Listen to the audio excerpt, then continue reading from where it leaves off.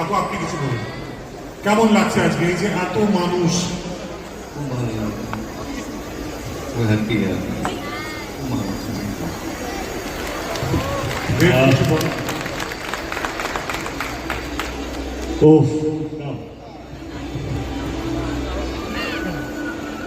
তুই বলো, আমি ঢুকছি,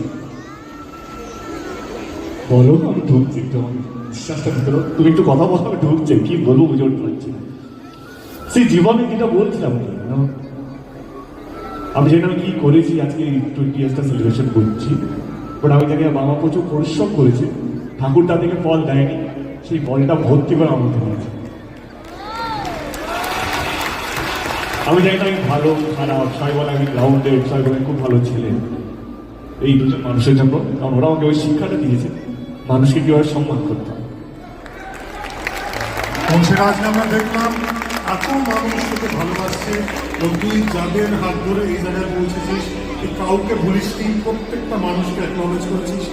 আমার মনে হয় that by itself deserves a huge round of applause for the incredible person that you are.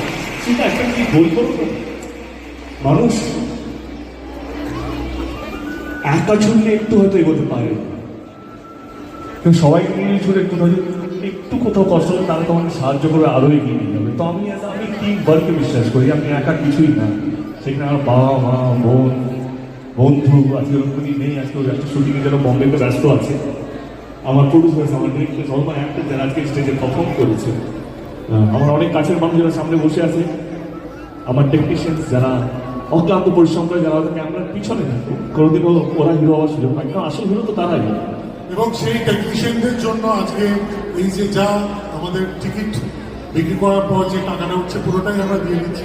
আমরা সেখানটা বসেছিলাম, আমার মনে আছে কি আমরা টাকা দিয়ে করতে চাইছিলাম, বাট আমাদের লজিস্টিক এমন ছিল কি নজরুল মঞ্চে যখন আমরা করেছিলাম ডিস্ট্রিক্ট অ্যাপে ফ্রিতে হচ্ছিল, তো প্রচুর এক সেকেন্ডে টিকিটগুলো সোল্ড আউট হয়ে যাচ্ছিল, এবং ডিস্ট্রিক্ট অ্যাপ বললো কি 1 টাকা হলো কিছু রাখো, তাতে কেউ ওই ইউপিআই করতে ওই টাইমটা বাই করা যাবে, হ্যাং হবে না। সেইখান থেকে মাথায় আসে চলো একবার টাকাটা দিয়ে করি, কিন্তু টাকা দিয়ে করবোটা কি? আমি বাংলা কেন, ভারতবর্ষে কোনো ইতিহাসে কোনো নেই কে টেইলার দেখার জন্য টাকা নিয়ে দর্শক এত দর্শক আসে। আমাকে আর যে টেকনিশিয়ানরা যারা সারাদিন আমাদের জন্য অক্লান্ত পরিশ্রম করে, তাদের মাথায় ছাতা দেওয়ার কেউ নেই।